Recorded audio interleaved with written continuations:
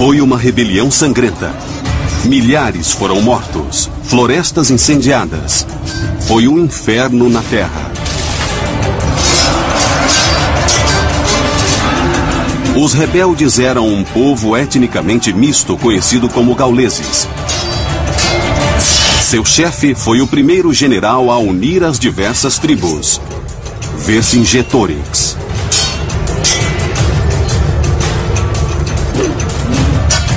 Seu oponente foi um dos generais mais famosos e cruéis da história antiga, Júlio César.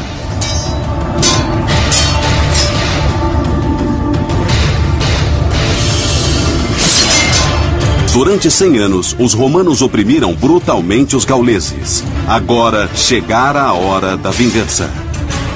Está armado o palco para um dos maiores confrontos militares da história. Uma batalha de inovações tecnológicas que testou a astúcia e a engenhosidade de dois generais. Moldou a face da Europa para os séculos vindouros e garantiu o futuro de um império.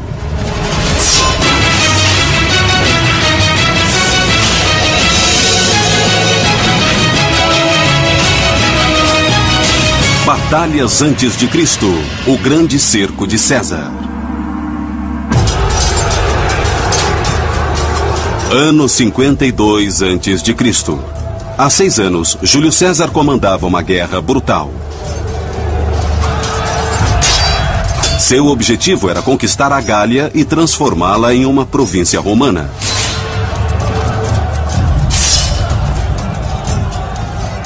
Quando César conseguiu dominar a Gália em 58 a.C., a República Romana já havia se expandido até o norte da África. Grécia, Sicília, Córcega, Sidônia e Espanha. Mas Roma nunca conseguiu subjugar inteiramente a região ao norte, Gália. Eles sempre hesitaram um pouco em fazer a expansão ao norte, porque os gauleses e os romanos tinham uma longa história, uma história de 300 anos de massacre mútuo e antagonismo. Eu quero dizer, os povos do norte, quando saíam em incursões, eram, povos muito brutais. Eles saquearam Roma. No 3º século antes de Cristo, havia muito sangue derramado. Mas a República Romana se fortalecia dia a dia. Liderando mais de 50 mil soldados romanos, Júlio César abriu caminho pela Gália com incrível crueldade. Júlio César foi enviado à Gália pelo Senado romano como procônsul, isto é, para conquistar a área e transformá-la em província de Roma. O mais interessante sobre esse grande general é que ele nunca fora militar e não tinha experiência alguma em combate, nem em comando também. Assim, por que o consideramos um grande general é uma boa pergunta a fazer. E a resposta é que ele foi o primeiro general romano a deixar suas memórias e um relato detalhado de todas as suas campanhas, que, é claro, indicam sua grandeza e nada mais. Os escritos de César sobre os 6 anos da guerra contra a Gália dariam 7 livros. Ele se considerava um gênio militar, mas seus êxitos podiam ser explicados pela qualidade de seu exército. Na época das batalhas na Gália, o exército romano era quase totalmente profissional. Antes de 100 a.C., sempre houvera um exército temporário, então era preciso convocar novos soldados a cada ano, treiná-los e colocá-los sob controle dos generais políticos, e isso criava problemas. Mas as reformas militares instituídas 50 anos antes de César chegar ao poder criaram um exército disciplinado e profissional. Então podia haver um amador comandando tudo, mas havia 10 legiões de soldados profissionais. Esse é um ponto que explica o sucesso de César. O outro ponto, eu acho, é que sempre se pode ser um bom general se não lutar contra ninguém. No caso, os exércitos da Gália não eram realmente exércitos importantes. A Gália não era uma nação unificada com um exército nacional. Havia um conjunto de exércitos tribais que não tinham disciplina nem coesão. O problema fundamental na Gália é que ela era essencialmente uma área de 15 ou 20 milhões de pessoas, de muitos grupos étnicos. Eles lutaram contra os outros por gerações e nunca desenvolveram uma capacidade militar sofisticada. Porém, a conquista da Gália foi mais difícil do que César previra. Não era possível derrotar só um exército, vencer uma batalha e conquistar a Gália. Era preciso vencer muitos pequenos exércitos. César enfrentava cada novo exército gaulês com crueldade crescente. César comandou alguns massacres horrendos, típicos da brutalidade romana, para deixar claro que era ou a amizade romana ou o terror romano.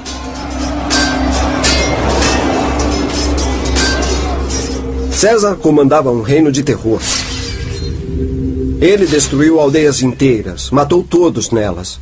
E depois foi para a próxima, absolutamente brutal. Inevitavelmente, em um período de 6 anos, o que aconteceu foi basicamente que o controle romano na Gália foi bem estabelecido. Mas, por baixo da superfície, havia um espírito fervente de ódio pelos romanos e um espírito de revolta, só esperando por um líder que o dirigisse.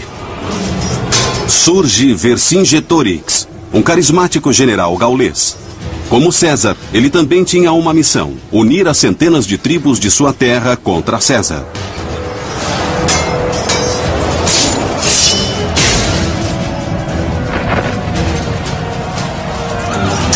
Vercingetorix era um adversário valoroso para César. Quando jovem, ele treinara e lutara ao lado das legiões romanas. Vercingetorix foi de fato um cavaleiro do exército de César antes das guerras gálicas. Ele sabia como o exército romano funcionava, conhecia sua força, conhecia as fraquezas. Ele era a pessoa certa, na hora certa, para enfrentar César. Vercingetorix teve a ideia de que talvez essa fosse a hora certa para os gauleses finalmente se unirem. Não esta ou aquela tribo, mas todos. E se ele pudesse provocar uma fagulha, e então um ataque aos romanos tivesse êxito, o que poderia acontecer é que, nesse momento, todas as principais tribos da Gália se reunissem e resistissem ao domínio romano, derrotando César e expulsando os romanos. Era isso que ele tinha em mente. Seu plano de provocar César deu certo. Vercingetorix foi com mais de 70 mil soldados até a cidade romana de Orleans e deu a César um pouco de seu próprio remédio. Ele caiu sobre a cidade como um leão sobre um coelho.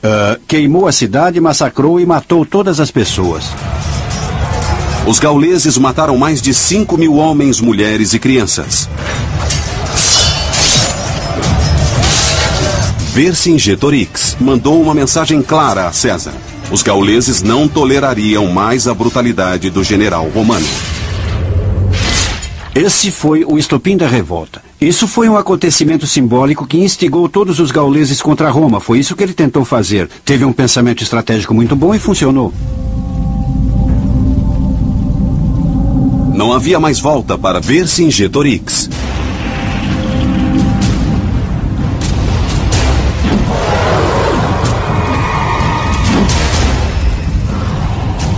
A revolução tinha começado. E ele e César estavam em curso de colisão. Mas Vercingetorix estava em vantagem.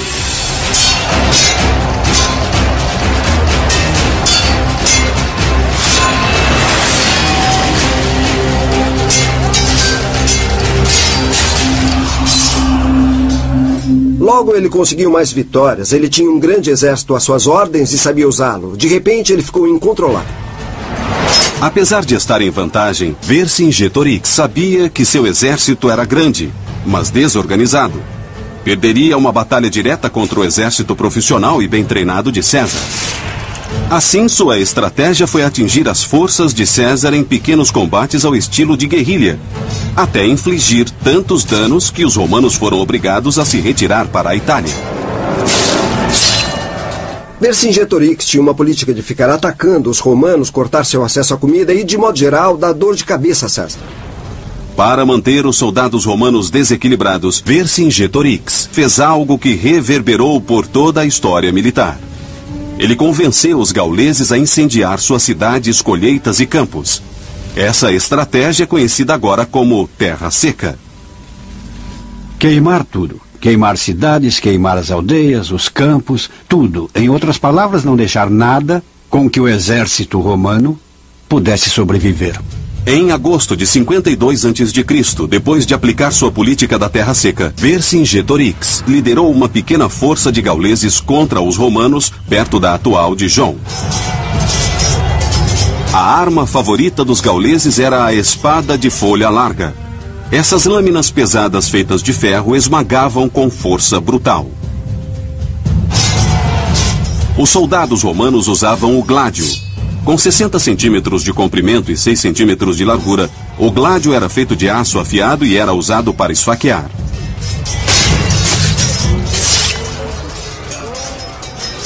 Depois de lutar por várias horas em Dijon, Vercingetorix, no verdadeiro estilo bater e correr, recuou e retirou suas forças.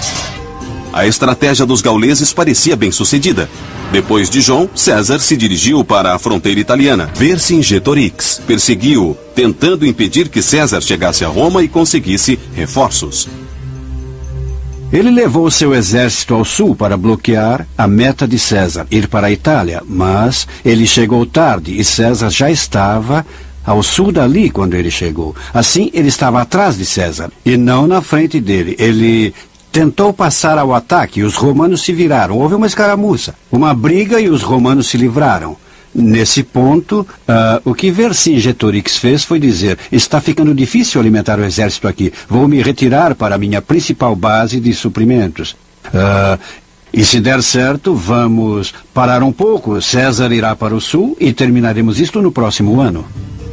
Esse foi um erro enorme. Calculando que César iria se retirar para Roma, Vercingetorix começou a levar o seu exército de volta a Alésia, uma cidade-fortaleza no alto de uma colina. Mas César não foi para Roma. Ele foi atrás de Vercingetorix.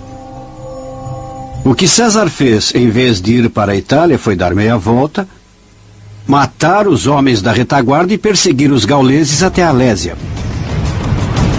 Quando César atacou a retaguarda gaulesa, Vercingetorix e o resto dos gauleses fugiram para a pequena cidade murada de Alésia. Dias depois, os 50.000 homens de César cercaram a cidade. Isto é, os reforços não paravam de chegar. Um total de 10 legiões romanas de repente cercaram Vercingetorix. Ele deve ter pensado consigo mesmo: por que é que eu fui me enfiar aqui? Vercingetorix tivera sucesso na guerrilha contra César, mas estava cercado. E a pequena vantagem dos gauleses desaparecera completamente. Esse era o tipo de batalha de César, e ele iria realizar uma das operações de cerco mais fantásticas que o mundo antigo presenciou.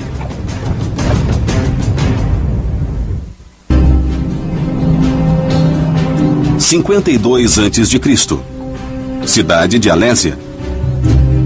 O comandante romano Júlio César e mais de 50.000 soldados romanos cercaram 70.000 gauleses e o líder revolucionário Vercingetorix dentro da cidade. Alésia era importante porque era a última fonte de resistência. Era o último ponto militar que impedia o controle de Gália pelos romanos. Alésia é a cidade moderna de Alys-en-Rhin, localizada na França. A cidade tinha 8 quilômetros de diâmetro e era rodeada por uma pequena muralha com 2 metros de altura. Habitada por 10.000 homens, mulheres e crianças, Alésia ficava em uma colina, 450 metros acima de um vale, por onde passavam 2 pequenos rios. Um círculo de colinas rodeava a cidade. Ela era bem protegida e dava aos gauleses uma forte posição defensiva. Mesmo assim, César decidiu sitiar Alésia em uma campanha militar ímpar na história.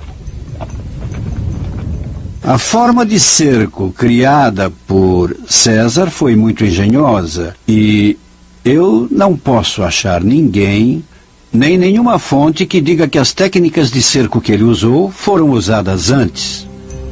O exército de César possuía a tecnologia de cerco mais sofisticada da época. Estavam equipados com uma catapulta chamada de onagro, conhecida por ter um forte coice e capacidade de lançar um projétil de 45 quilos a 350 metros. Os romanos também usavam o balista, que em latim significa lançador de pedras. O balista lançava projéteis a quase 90 metros. Cada legião romana estava equipada com 30 deles. Mas sitiar significa mais do que só atacar com armas de alta tecnologia. César sabia que o movimento tático correto em Alésia não era um ataque total. Em vez disso, César acreditava que para vencer a batalha não devia tentar expulsar os gauleses, mas matá-los de fome. César decidiu construir uma muralha de 16 quilômetros ao redor de Alésia para aprisionar os gauleses dentro de sua própria cidade. O que Vercingetorix pensava ser um porto seguro, revelou-se uma armadilha mortal. Primeiro, os soldados de César cavaram uma trincheira com 6 metros de profundidade e 6 metros de largura. A seguir, cavaram outra trincheira com 5 metros de largura e 3 de profundidade, que podia ser inundada. Depois, cavaram outra trincheira seca. Por fim, começaram a trabalhar em uma muralha com 3 metros de altura, completa, com torres de vigia a cada 70 metros. Chamaram isso de circunvalação. Colocaram uma muralha ao redor da cidade. Essencialmente, colocaram muitos milhares de pessoas na prisão. O propósito disso era, é claro, garantir que ninguém na cidade pudesse sair. Eles podiam sair de sua própria muralha, mas só para ficar presos entre a muralha romana de madeira e a sua muralha. Era a primeira barreira. Essa não foi a primeira vez que César demonstrou dominar a tecnologia.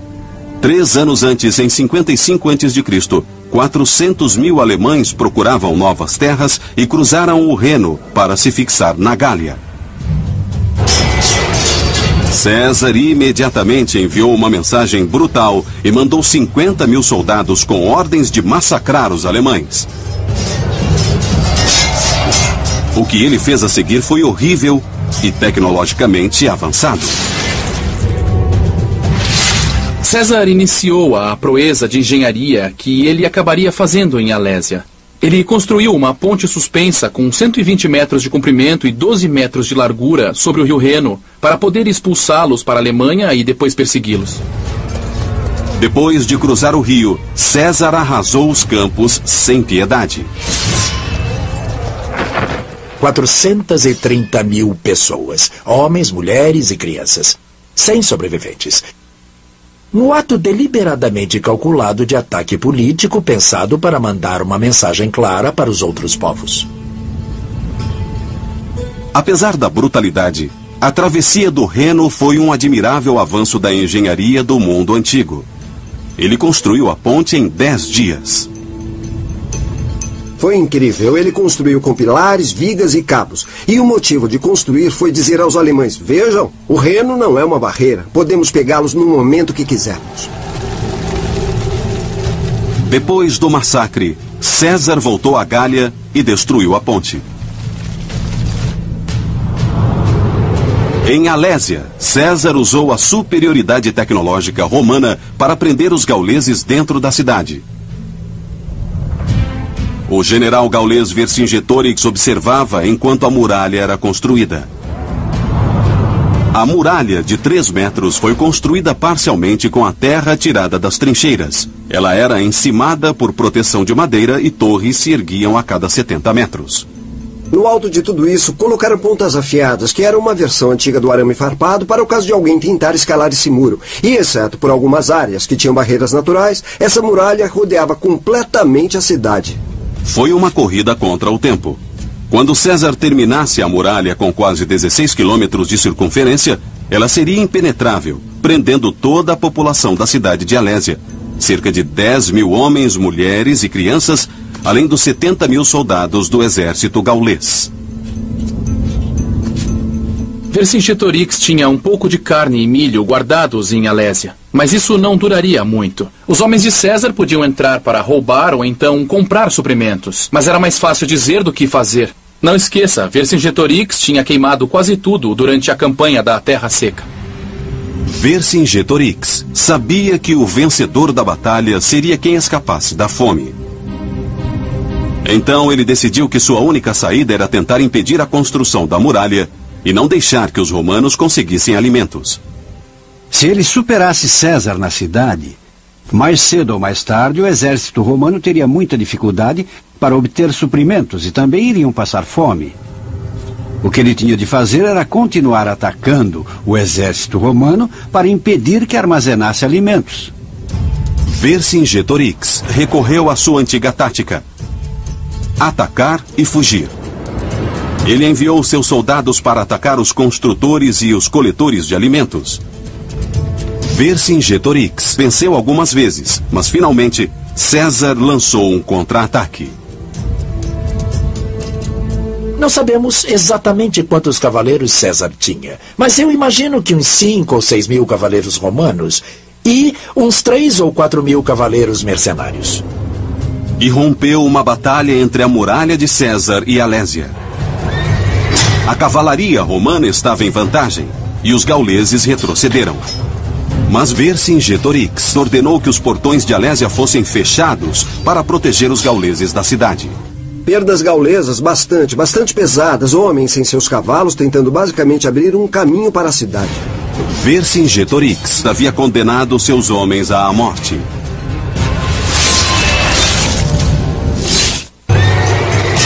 Em 52 a.C., o cerco de Alésia causou o primeiro derramamento de sangue. Uma luta de cavalaria foi mortal para os gauleses.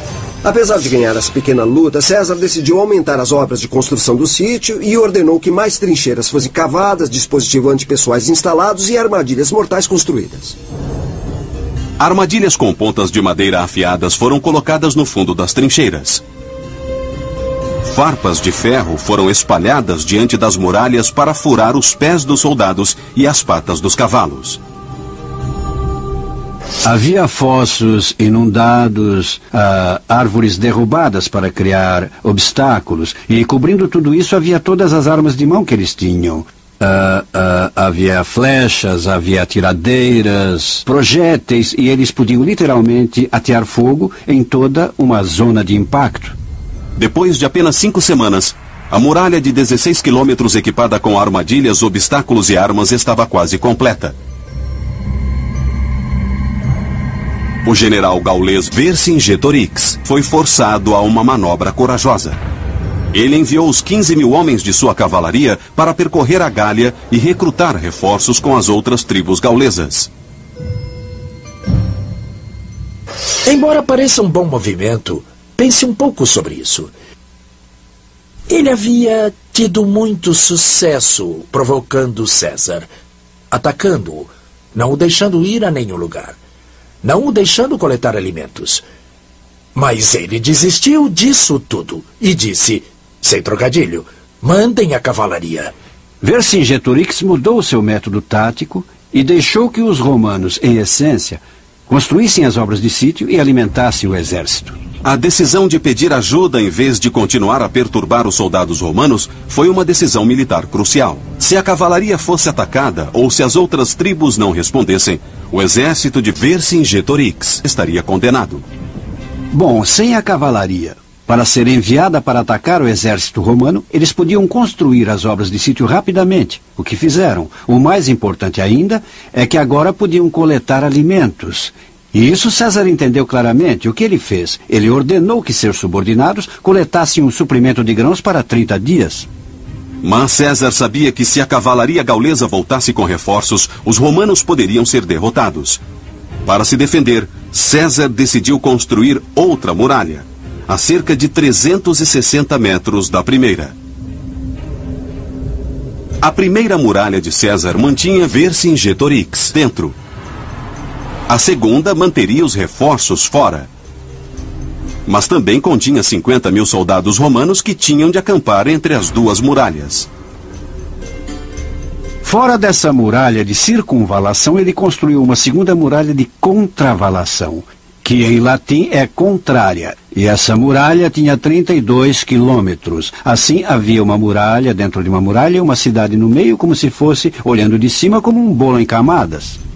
Sem a cavalaria para perturbá-los, os romanos não tiveram dificuldade na construção da segunda muralha.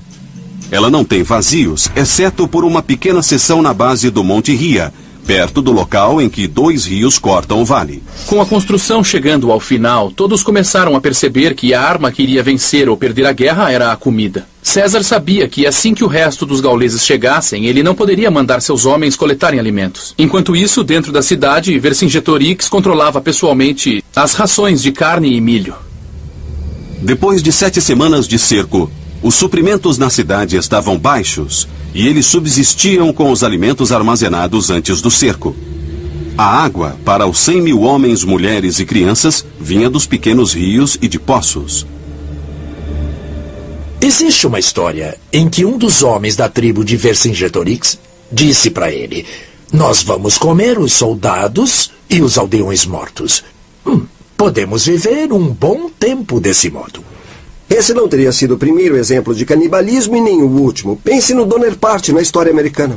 Os livros de história antiga sempre chamaram os gauleses de bárbaros. Mas, obviamente, tinham alguma humanidade. Vercingetorix não permitiu isso. Vercingetorix sabia que havia muitas bocas famintas a alimentar. Ele criou um plano na esperança de salvar algumas mulheres e crianças. O que ele fez foi mandá-las para fora, para a muralha romana, dizendo essencialmente: olhe, deixe essas pessoas irem, será melhor, ou então tome-as como escravas. César rejeitou a oferta. Seus homens estavam à beira da fome, porque a terra ao redor de Alésia havia sido queimada por Vercingetorix. Ele não teve compaixão pelas mulheres e crianças gaulesas que tiveram de voltar à Alésia.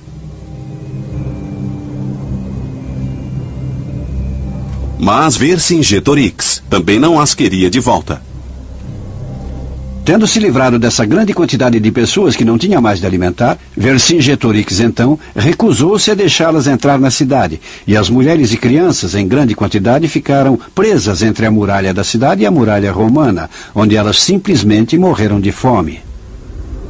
Cerca de 3.000 mulheres e crianças ficaram presas na terra de ninguém, peões na luta entre Vercingetorix e César.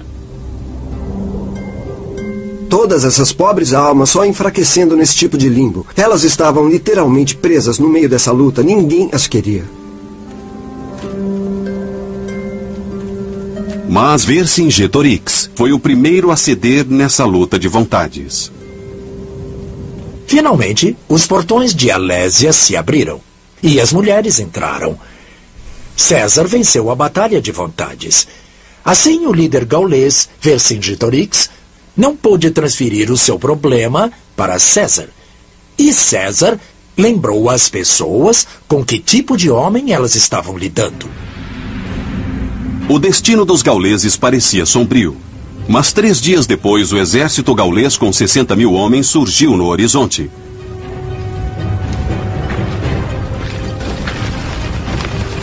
Eles eram liderados por Côminus, um velho conhecido de César. Côminus tinha sido aliado de César no começo das guerras gálicas. Vercingetorix também havia lutado com César. Então era mesmo uma traição que César tivesse de enfrentar esses homens. Côminus não perdeu tempo para mostrar a César que ele havia chegado. Pela primeira vez no cerco de Alésia, César parece estar com problemas. 60.000 soldados gauleses liderados por Côminus chegaram para a batalha. Eles foram ajudar Vercingetorix, que estava preso na cidade com milhares de civis e soldados. Côminus imediatamente partiu para a ofensiva. Ele levou a infantaria para a muralha e atacou os poucos soldados romanos que estavam do lado de fora. Os gauleses eram incrivelmente organizados para um monte de tribos que nem se conheciam pouco tempo antes. Eles tinham infantaria misturada à cavalaria e cobriam tudo com arqueiros e fundistas. César teve de enviar 5.000 cavaleiros para defender a muralha. Mas eles foram atingidos por uma nuvem de flechas. Quando parecia que as defesas romanas iam cair, César enviou reforços. O momento foi perfeito e os novos soldados fizeram os gauleses retroceder. Apesar da incrível diferença numérica, César empurrou os gauleses de volta até as montanhas, massacrando os arqueiros que tinham apoiado a cavalaria gaulesa. A luta durou até o pôr do sol. E os romanos saíram vitoriosos. O primeiro ataque gaulês terminou em desgraça. A batalha era quase deles. Eles tinham 4 vezes mais soldados e não conseguiram derrotar César. Isso não era um bom prenúncio. Mas Vercingetorix não ia desistir tão fácil. De algum modo, ele conseguiu se coordenar com Côminos para lançar um ataque noturno contra as posições romanas. Sabemos pouco sobre como Côminos e Vercingetorix conseguiam se comunicar um com o outro. Talvez tivessem espiões que se esgueirassem, mas na batalha, duvido que se comunicassem. Era puro caos.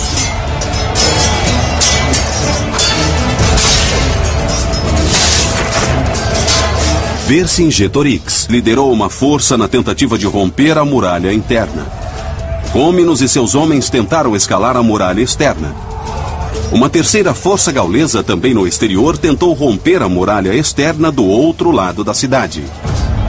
Os gauleses estavam aprendendo e tentavam diferentes táticas. Dessa vez eles tinham a escuridão ao seu lado. Eles tinham escadas e ganchos para escalar as muralhas. Infelizmente para os gauleses, César ainda tinha uma boa vantagem. Do alto da torre de sítio, ele poderia ver facilmente o que os gauleses faziam. Com a posição superior, os homens de César repeliram os gauleses com facilidade. Eles estavam lançando flechas e também tinham um grande suprimento de pedras e varas afiadas. Eu não gostaria de alguém 3 metros acima de mim jogando pedras na minha cabeça. Eles tentavam encher os fossos e valas e ao mesmo tempo as pessoas jogavam objetos perigosos sobre eles. Entre as muralhas, Vercingetorix está sendo derrotado. Do outro lado da cidade, as obras de sítio de César estão funcionando. Os presentinhos que César deixou, os dispositivos antipessoais, funcionaram muito bem ali.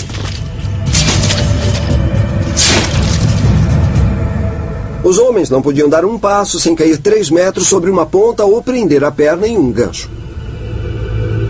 O sítio bem planejado da cidade estava derrotando os gauleses.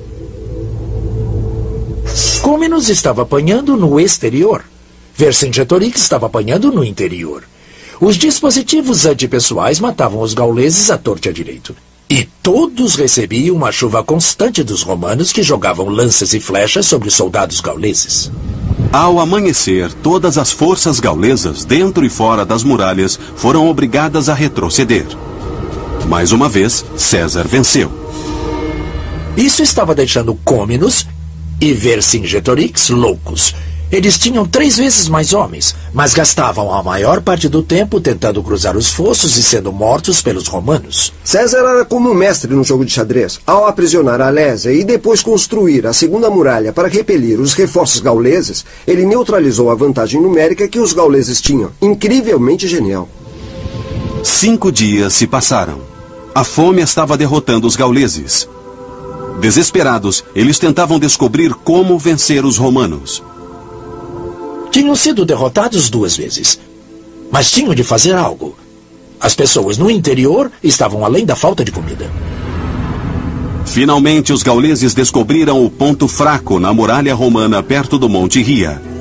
Por causa do rio Oze, César não fechou completamente a muralha externa. Côminos pretendia usar essa passagem.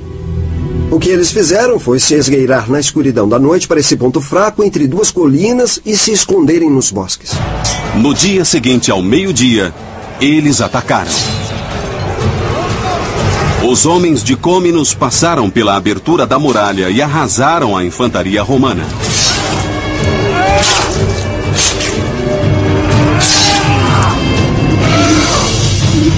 Em outro local, uma segunda força gaulesa tenta romper a muralha. A segunda força gaulesa começou a vencer a muralha. Os romanos simplesmente estavam ficando sem objetos para jogar neles. Ao mesmo tempo, Vercingetorix atacou do interior.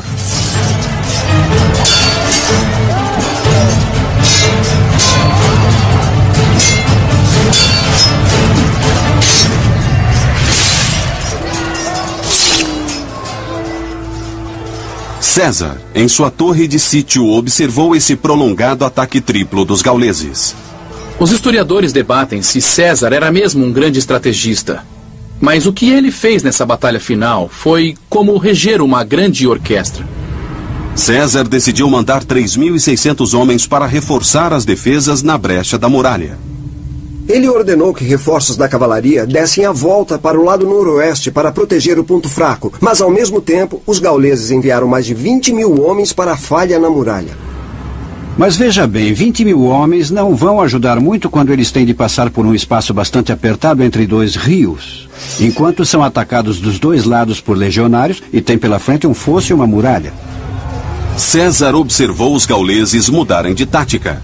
Se não podiam atravessar a muralha, iriam derrubá-la. Nessa hora, estavam na muralha. Estavam arrebentando a muralha com ganchos especiais, feitos de ferro e projetados para rasgar as muralhas de cidades sitiadas. Tudo acontece ao contrário por causa das muralhas de César. Geralmente é a força conquistadora que usa os ganchos de muralha, não os defensores. A batalha é feroz em todas as frentes.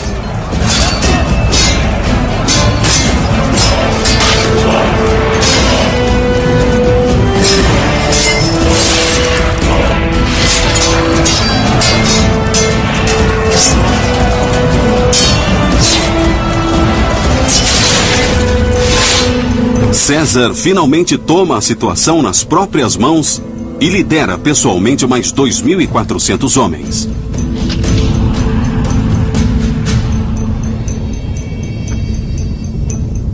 Ele assumiu o comando de 4 coortes de infantaria na luta e colocou seu famoso manto vermelho. Ele sempre achou importante que os soldados vissem seu comandante nas batalhas e liderou essas 4 coortes para o meio da luta. A linha romana estava prestes a romper, quando César chegou no último minuto com os reforços.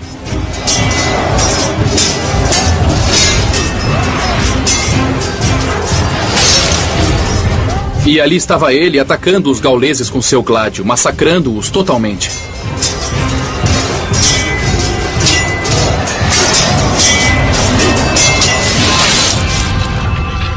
Existe uma grande diferença entre um comandante dizer "ataquem" e outro dizer "sigam-me, rapazes".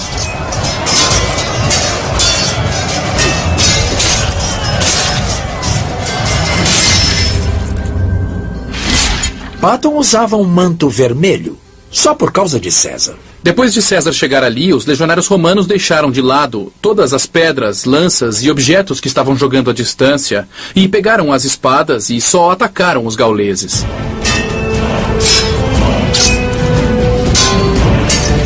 César tinha uma vantagem e decidiu aproveitá-la.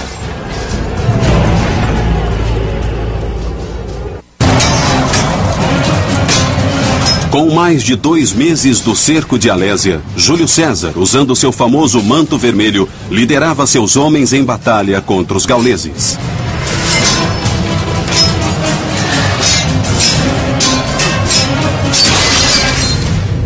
Os textos dizem que o que acontecia era que a linha romana estava prestes a romper, quando César chegou no último minuto acompanhado por 4 coortes de reforços e, ao mesmo tempo, aumentou o moral romano porque eles viram o comandante lutando com eles, lutando com o manto vermelho. Ao anoitecer, César estava vencendo. Ele perseguiu os gauleses até o acampamento e abateu-os como animais.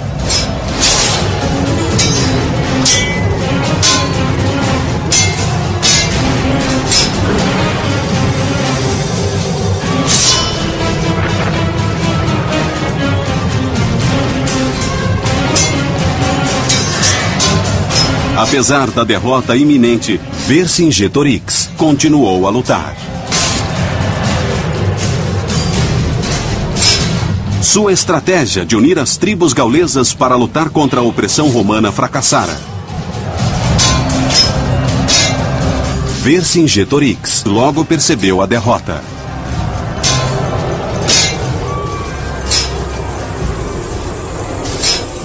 Então, enviou uma mensagem desesperada às outras tribos da coalizão. E depois de 1 ou 2 dias, uma a uma, como tinham feito tantas vezes no passado, elas começaram a voltar para seus territórios tribais. Até mesmo Vercingetorix entendeu que o jogo havia acabado. E foi ele quem tomou a iniciativa de abrir as negociações com os romanos. César era famoso por massacrar tribos inteiras. Mas, inesperadamente, depois dessa batalha, ele decidiu poupar os guerreiros gauleses.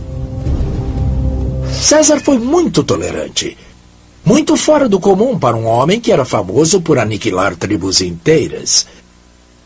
Talvez ele sentisse que, para manter os rebeldes calmos, teria de mudar de tática.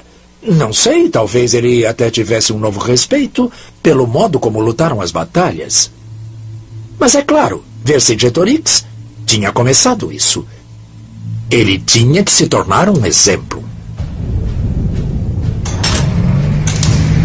2 de outubro de 52 a.C. Depois de quase 2 meses de luta, Vercingetorix finalmente se rendeu. Vercingetorix pôs sua melhor armadura, passou pelo portão e foi direto a César. E aos milhares de romanos atrás dele. Dá para imaginar a cena. Ali estava o homem que ousara desafiar César, ficando face a face com ele.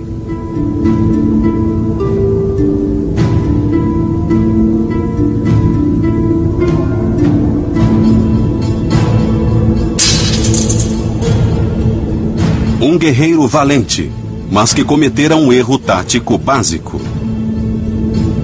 Se ele tivesse planejado não enfrentar César diretamente, mas provocá-lo, cortar suas comunicações, cortar as linhas de suprimento, atacá-lo a cada volta. Ele fez isso algumas vezes em que poderia ter tentado vencer de uma vez, mas manteve a disciplina. De repente, ele mudou toda a sua ideia. Enviou os melhores lutadores para buscar ajuda. Uma ajuda que acabou não funcionando bem. É fascinante. Ele manteve a estratégia original bem até o momento em que estava vencendo, e aí, por algum motivo, mudou de estratégia. E isso lhe custou tudo. Embora muitos dos gauleses fossem libertados, Vercingetorix foi levado a Roma e executado. Bom, existe uma história para a qual não existe muita evidência de que em um dos triunfos de César ele tenha sido estrangulado.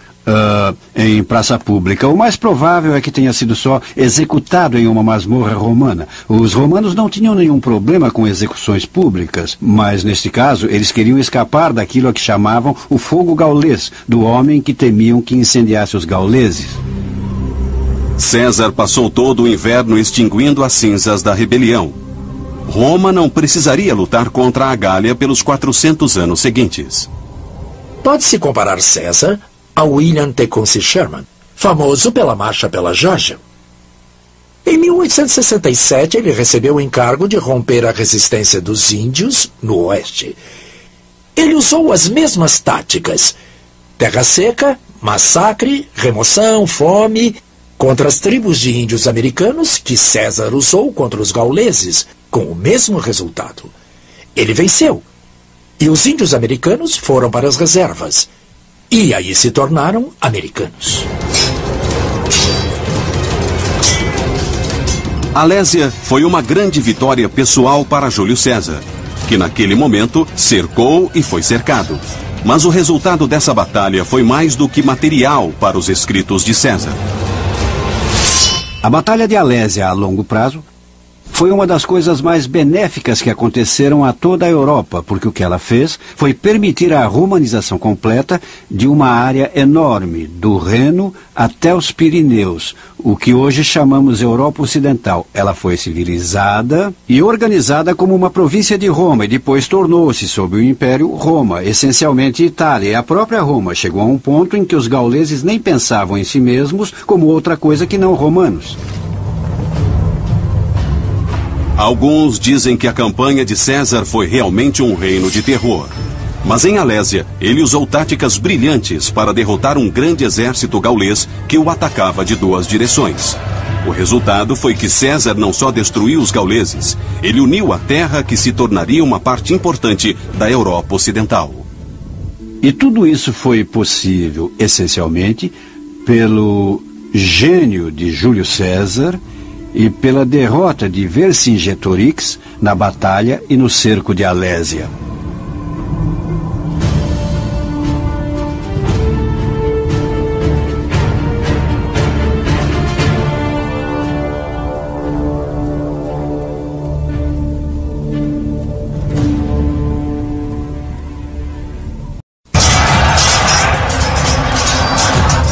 Foi uma rebelião sangrenta.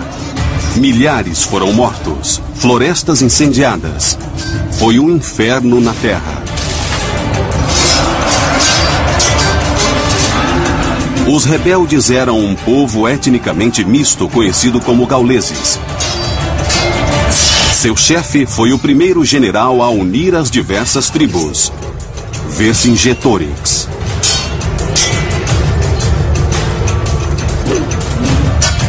Seu oponente foi um dos generais mais famosos e cruéis da história antiga, Júlio César.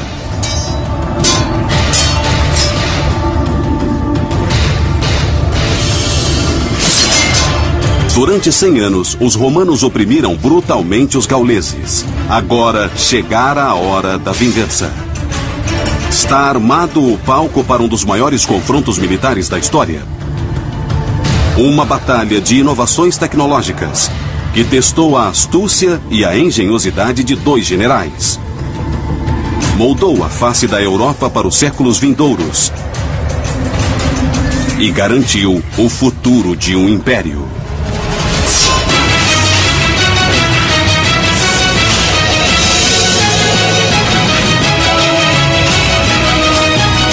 Batalhas antes de Cristo, o grande cerco de César.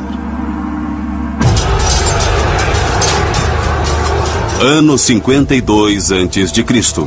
Há 6 anos, Júlio César comandava uma guerra brutal.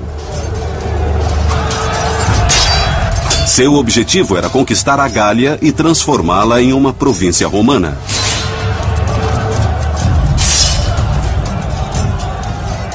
Quando César conseguiu dominar a Gália em 58 a.C., a República Romana já havia se expandido até o norte da África. Grécia, Sicília, Córcega, Sidônia e Espanha. Mas Roma nunca conseguiu subjugar inteiramente a região ao norte, Gália. Eles sempre hesitaram um pouco em fazer a expansão ao norte, porque os gauleses e os romanos tinham uma longa história, uma história de 300 anos de massacre mútuo e antagonismo. Eu quero dizer, os povos do norte, quando saíam em incursões, eram... povos muito brutais. Eles saquearam Roma. No 3º século antes de Cristo, havia muito sangue derramado. Criaram um exército disciplinado e profissional. Então, podia haver um amador comandando tudo, mas havia 10 legiões de soldados profissionais. Esse é um ponto que explica o sucesso de César. O outro ponto, eu acho, é que sempre se pode ser um bom general se não lutar contra ninguém. No caso, os exércitos da Gália não eram realmente exércitos importantes. A Gália não era uma nação unificada com um exército nacional. Havia um conjunto de exércitos tribais que não tinham disciplina nem coesão. O problema fundamental na Gália é que ela era essencialmente uma área de 15 ou 20 milhões de pessoas, de muitos grupos étnicos. Eles lutaram contra os outros por gerações e nunca desenvolveram uma capacidade militar sofisticada. Porém, a conquista da Gália foi mais difícil do que César previra. Não era possível derrotar só um exército, vencer uma batalha e conquistar a Gália. Era preciso vencer muitos pequenos exércitos. César enfrentava cada novo exército gaulês com crueldade crescente. César comandou alguns massacres horrendos, típicos da brutalidade romana, para deixar claro que... Mas a República Romana se fortalecia dia a dia. Liderando mais de 50 mil soldados romanos, Júlio César abriu caminho pela Gália com incrível crueldade. Júlio César foi enviado à Gália pelo Senado romano como procônsul, isto é, para conquistar a área e transformá-la em província de Roma. O mais interessante sobre esse grande general é que ele nunca fora militar e não tinha experiência alguma em combate, nem em comando também.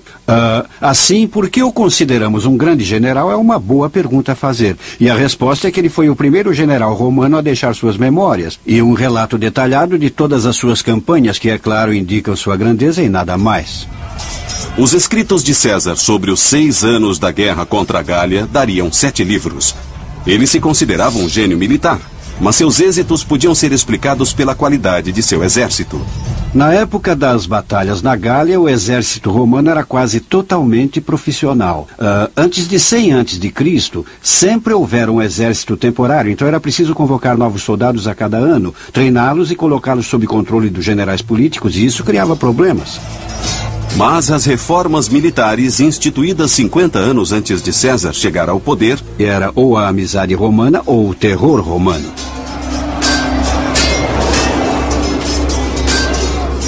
César comandava um reino de terror. Ele destruiu aldeias inteiras, matou todos nelas. E depois foi para a próxima, absolutamente brutal. Inevitavelmente, em um período de 6 anos, o que aconteceu foi basicamente que o controle romano na Gália foi bem estabelecido. Mas, por baixo da superfície, havia um espírito fervente de ódio pelos romanos e um espírito de revolta, só esperando por um líder que o dirigisse. Surge Vercingetorix, um carismático general gaulês. Como César, ele também tinha uma missão: unir as centenas de tribos de sua terra contra César.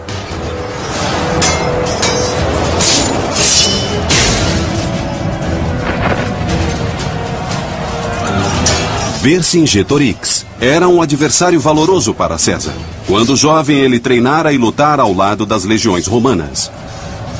Vercingetorix foi de fato um cavaleiro do exército de César antes das guerras gálicas. Ele sabia como o exército romano funcionava, conhecia sua força, conhecia as fraquezas